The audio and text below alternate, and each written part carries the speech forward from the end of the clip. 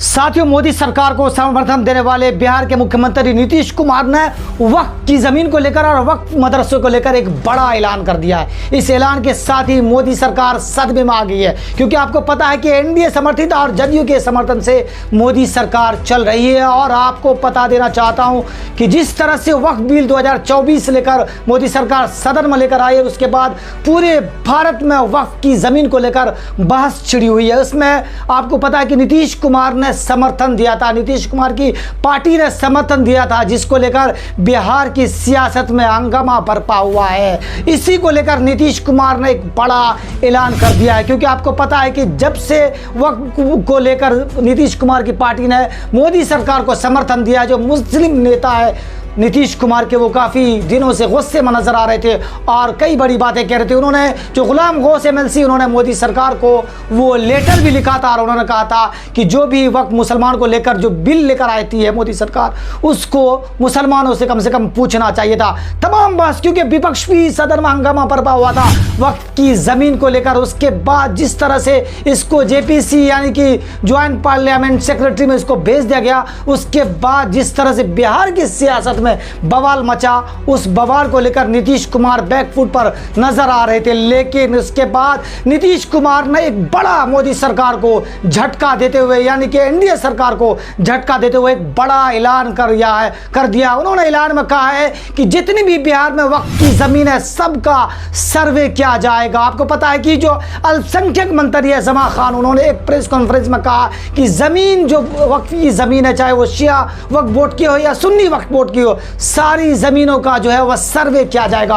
और जो भी दलाल और जो भी लोग हैं जो गलत तरीके से जमीन को बेचा है या व्यवसाय किया है, उस पर तमाम लोगों पर कार्रवाई की जाएगी। उसके बाद आगे कहा कि इस जमीन पर जिसका अवैध कब्जा है उसको भी हटाया जाएगा और उसको जेल भेजा जाएगा। ये एक बड़ा ऐलान है नीतीश कुमार सरकार की तरफ से। लेकिन दूसरा जो सबसे बड़ा ऐलान है, उसमें ऐलान ये है कि पूरे भारत मतलब पूरे बिहार में 21 नए मदरसे खोले जाएंगे। आपको पता है कि असम के मुख्यमंत्री जहां मदरसों के तोड़ने की बात करते हैं, तो आपको पता है कि सीएम योगी जिस तरह से मदरसों को लेकर बड़ा बड़ा बयान उत्तर प्रदेश में देते हैं, तो नीतीश कुमार एनडीए समर्थित जरूर है, लेकिन वो मोदी सरकार से हमेशा अलग होकर बात करते हैं। उनकी बातों से अलग होकर वो बातें अपनी रखते हैं। उन्होंने मदरसा को लेकर जो बात कही है, क्योंकि बिहार में आपको पता है कि 2024 में इलेक्शन है, चुनाव होने, विधानसभा चुनाव में वो हमेशा चाहेगी कि बिहार के जो मुसलमान है, जो उनका वोट बैंक है, वो कहीं खिसक न जाए। उसको लेकर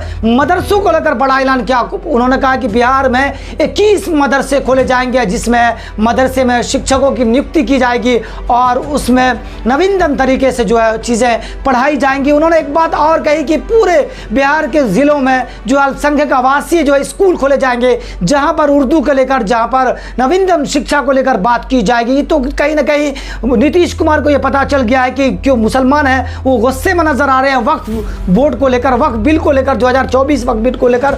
तो नीतीश कुमार ने यह ऐलान कर दिया और मोदी सरकार को कहीं ना कहीं ये झटका है। तो क्या इस ऐलान के बाद ये लोग जो है कयास लगाए जा रहे हैं कि नीतीश कुमार जो है वह एनडीए से अलग होकर बातें कर रहे हैं? कहीं एनडीए से अलग तो होना नहीं चाहते, क्योंकि उनका बिहार में दबदबा है, खासकर मुसलमान वोट बैंक को लेकर जो है वो नीतीश कुमार लगातार बात करते हैं। तो इस पर सियासत बहुत दिनों से गर्म है और नीतीश कुमार की आलोचनाएं हो रही थी वक्फ बिल को लेकर। उसके बाद नीतीश कुमार के इस ऐलान से क्या बिहार के जो मुस्लिम है उनके लिए फायदा होगा, क्योंकि 21 मदरसे अलग खोले जाएंगे। उसके बाद हर जिले में एक आवासीय स्कूल खोले जाएंगे, जिसमें उर्दू को लेकर जो है शिक्षकों की नियुक्ति की जाएगी। तो कहीं ना कहीं ये नीतीश कुमार सरकार का जो है बड़ा ऐलान है और एनडीए को ये झटका है। मोदी सरकार को वक्फ बिल को लेकर झटका, क्योंकि जेपीसी में ये जो वक्फ बिल है वो चला गया, क्योंकि ऑपोजिशन लगातार मोदी सरकार पर हमलावर है। तो आपको क्या लगता है कि क्या 2025 में वोट बैंक की राजनीति हो रही है